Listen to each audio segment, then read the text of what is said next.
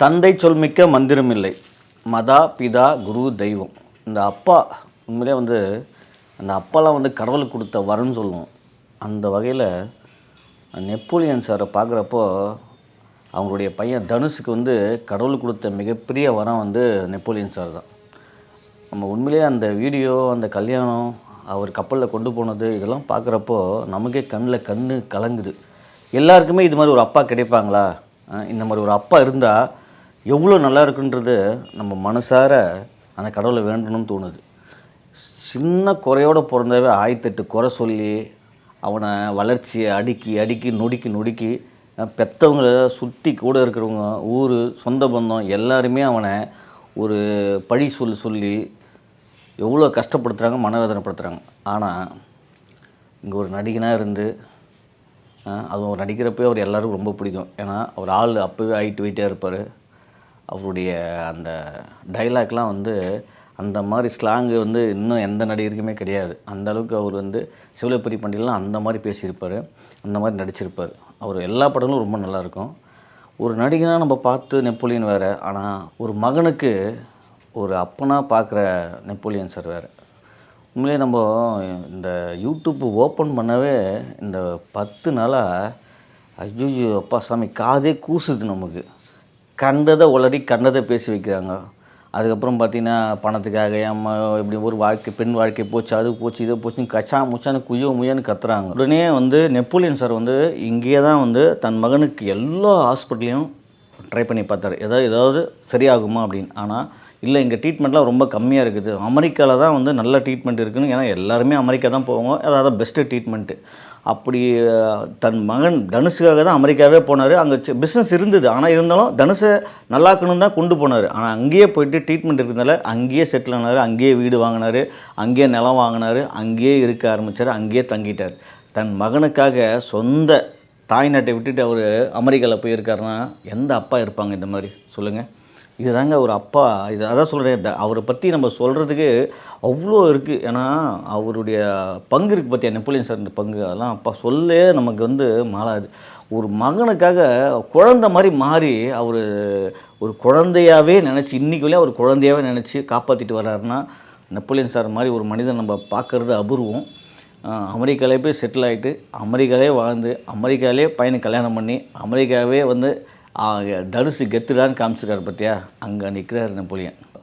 ஆனால் எத்தனை பேர் நீங்கள் வரதட்சணை வாங்காமல் கல்யாணம் பண்ணுறீங்க? எத்தனை பேர் பொண்ணு மனசை பார்த்து கல்யாணம் பண்ணுறீங்க? அது அழகு இருக்கா, அறிவு இருக்கா, அது சொத்து இருக்கா, சுகம் இருக்குதா, எப்படி இதெல்லாம் எத்தனை டைவர்ஸ் கேஸ் தெரியுமா இன்றைக்கி வரையும் கோர்ட்டில் இருக்குது? எவ்வளோ டார்ச்சர் பண்ணுறானுங்க கல்யாணம் பண்ணிவிட்டு. அதெல்லாம் அவர் பொருட்படுத்தாமல் தன் மகன் ஆசைப்பட்டதை நிறைவேற்றிருக்காருன்னா அவர்லாம் தெய்வம் தான் நம்ம சொல்லணும். நெப்போலியன் சார் உண்மையிலே என்னென்னா, நம்ம அதை தான் சொல்கிறேனே, அவர் தன் மகன் என்ன ஆசைப்பட்டாரோ அதை செஞ்சுருக்காரு. ஒன்றுமே இல்லைங்க. பாருங்கள், ஒரு 3 மாதம் ஒரு கப்பலில் அவர் கொண்டு போய் 3 மாதத்துக்குள்ளேயே அதுவும் அமெரிக்காவிலேருந்து ஜப்பான் போகிற வரையும் எப்படியெல்லாம் எத்தனை ஊர் கடந்திருக்கோம், எத்தனை பேரை பார்த்துருப்பாங்க, அதெல்லாம் அவ்வளோ அவர் அந்த வீடியோ போட்டிருக்காரு. அவனை ஒவ்வொரு நிமிஷமும் சந்தோஷமாக வச்சுருக்காரு தனுஷை. அதாங்க ஒரு அப்பா தன் மகனை வேறு என்ன பண்ணணும்னு சொல்லுங்கள்? எல்லாருமே என்ன நினைப்போம், நம்ம பையன் நம்மளை காப்பாற்றணும்னு நினைப்போம். ஆனால் தனுஷுக்கு அப்பா தான் காப்பாற்றுறாரு, அப்பா தான் தெய்வமே. ஆனால் அப்பா ஒரு நிமிஷம் கூட தனுஷை பற்றி பெருமையாக தான் சொல்லுவார், தவிர ஒரு நிமிஷம் கூட அவர் ஃபீல் பண்ணதை நான் பார்க்கவே இல்லை. எல்லா வீடியோலையுமே சரி, கல்யாணத்தில் கூட ஆனந்த கண்டிப்பார். ஏங்க ஒரு கடமைங்க அது. ஒரு அப்பா தன் மகனுக்கு கல்யாணம் செய்கிறது ஒரு கடமை. அந்த கடமையை செஞ்சால் உங்களுக்கெல்லாம் ஏன் வயிற்றுல அப்படி பொங்கி தள்ளுறீங்க? அவர் பணம் இருக்குது, செலவு பண்ணுறாரு. அதேங்க ஒரு கல்யாணத்தில் ஒரு நடனன்றது இயற்கை. இப்போ இன்றைக்கி எல்லா கல்யாணத்துலேயுமே டான்ஸ் ஆடாமல் யார் இருக்காங்க? அவருக்கு பிடிச்ச கூட நடித்த நடிகர்களோட, கூட நடித்த ஃப்ரெண்ட்ஸோட கல்யாணத்துக்கு வர வச்சுருக்காரு. அப்போ அந்த கல்யாணம் முடிஞ்சோடனே, ரிசப்ஷன் எல்லாம் முடிஞ்சோடனே ஆட்டம் பாட்டம், ஜாலியாக பேசுகிறது, மகிழ்விக்கிறது, ஒரு பாட்டுக்கு டான்ஸ் ஆடுறது, இதெல்லாம் ஒரு இயற்கையான ஒரு விஷயம். இதுக்கு அஜய்யா குஜாயோ அப்பா சாமி இவங்கள தொல்லை தாங்க முடியல. அவரை நீங்கள் பாராட்ட கூட வேணாம். இந்த சும்மா அந்த வீடியோ போட்டு அவரை ஏதாவது ஒரு காரணம் நொட்டை சொல்கிறத விட்டுட்டு தயவு செஞ்சு உண்மையிலே அவர் மகனுக்கு தன் கடமையை செஞ்சுருக்கார். அதோட மிகப்பெரிய அந்த தனுஷுக்கு வர என்ன வேணும்? அதை பாராட்டுறதை விட்டுட்டு முயன் கத்தி இப்படி அவரை நோகடிச்சு மனுஷை காயப்படுத்துறீங்க பல பேர். சரி, ஓகே, நீங்களாம் என்றைக்கும் திருந்த மாட்டீங்க, அதை விட்டுருங்க. இப்போ தனுஷ், அக்ஷயா இப்போ வந்து அவங்களுக்கு வந்து இத்தனை கோடி வந்துச்சு, அத்தனை படம். ஏங்க, அவர் கஷ்டப்பட்டு உழைத்து சம்பாரித்து அமெரிக்காவில் விவசாயம் பண்ணி ஏதோ பிஸ்னஸ் பண்ணி அவர் இன்றைக்கி ஒரு நல்ல நிலைமையில் இருக்கார்.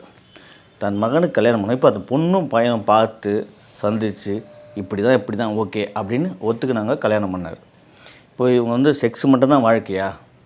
இன்றைக்கி கல்யாணம் பண்ணிவிட்டு நாளைக்கு போனால் செத்து போகிறோம். இன்றைக்கி கல்யாணம் பண்ணிட்டு 1 வருஷம் வரவே மாட்டான், அங்கேயே செத்து போகிறான். இந்த மாதிரி பல இடத்துல நடக்குது. கல்யாணம் பண்ணிட்டு துபாய் போயிடுறான், பல இடத்துல 6 வருஷம் வரமாட்டேன்றான், 6வது வருஷம் வேறு ஒருத்தர் கல்யாணம் பண்ணிட்டு போயிடுறான். இப்படி நாட்டில் பல விஷயம் நடக்குது. அதெல்லாம் இல்லாமல் ஒரு நட்பு ரீதியாக ஒரு அன்பா, பாசமா, நண்பனா, கணவனா, இந்த மாதிரி வந்து அவங்களுக்குள்ளே வந்து ஒரு அந்யோன்யத்தை ஏற்படுத்திக்கின்னு அதுக்கப்புறம் தான் அந்த அக்ஷயை சம்மதிச்சுப்பாங்க. இப்போ வந்து என்னென்னா, எல்லாத்துலேயுமே ஒரு விஷயம் இருக்கும். நீங்கள் சொன்ன மாதிரி ஐயோ எதுவும் ஏங்க, கட்டி பிடிக்கிறதுல ஒரு சந்தோஷம், ஓகேங்களா, முத்தம் கொடுக்கறதுல ஒரு சந்தோஷம், கட்டி பிடிச்சி தூங்குறதுல ஒரு சந்தோஷம், இது எல்லாமே நம்ம மனசு சம்மந்தப்பட்டது. செக்ஸே வந்து மனசு சம்மந்தப்பட்டது தான். அதை விட்டு இந்த செக்ஸை பற்றி பேசுகிறாங்க போகிற ஊன்னு கத்தி, ஐயோ சாமி, நீங்களாம் திருந்த மாட்டீங்களாடா சாமிங்களா?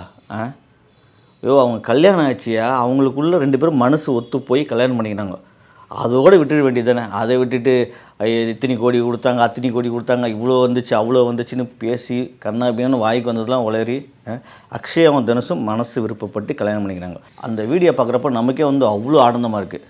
அவங்க கூட்டிகிட்டு போகிறாங்க, அந்த உண்மையிலே வந்து புதுமண தம்பதி எவ்வளோ சந்தோஷமாக இருப்பாங்களோ அவ்வளோ சந்தோஷமாக ஜப்பான் வீதியில் வந்து நான் அவங்க நடக்கிறப்போ வாக் பண்ணுறப்போ அந்த வீடியோலாம் பாருங்கள், நான் உங்களுக்கு அனுப்புகிறேன். அவ்வளோ அந்யோன்யமாக சந்தோஷமாக இருக்காங்க. இதோட வேறு என்னங்க வேணும்? சாட்சி கடமையை செஞ்சார் அப்பா, கல்யாணம் பண்ணி கல்யாணம் பொண்ணும் மாப்பிள்ளையும் சந்தோஷமாக இருக்காங்க. இதோட வேறு என்ன வேணும் இந்த உலகத்தில் அவருக்கு? பணம் 1000 இருக்குங்க, ஆனால் வந்து ஒரு மகனுக்கு கல்யாணம் பண்ணி பார்க்குறதுல ஒரு சந்தோஷம் இருக்குது பார்த்தியா? அது கடமையை திருப்தியாக செஞ்சிட. சார் நெப்போலியன் சார், இந்த மாதிரி யூடியூப்பில் பேசுகிறவங்களாம் பற்றிலாம் நீங்கள் கவலையே படாதீங்க. நீங்களாம் வந்து வேறு லெவல், கடவுளுக்கு சமம். நீங்களாம் உண்மையிலே வந்து அந்த கடவுளாகவே உங்களுக்கு வந்து மிகப்பெரிய ஒரு எதிர்காலத்தை கொடுத்துருக்காரு. அதை தான் நீங்கள் அதை நிறைவேற்றி காமிச்சிருக்கீங்க. நீங்கள் எல்லா அப்பாவுக்கும் நீங்கள் ஒரு உதாரணம் தான். ஏன்னா எல்லா அப்பாவும் இந்த மாதிரிலாம் இருக்கவே முடியாது. நீங்கள் வந்து தனித்துவமாக இருக்கீங்க.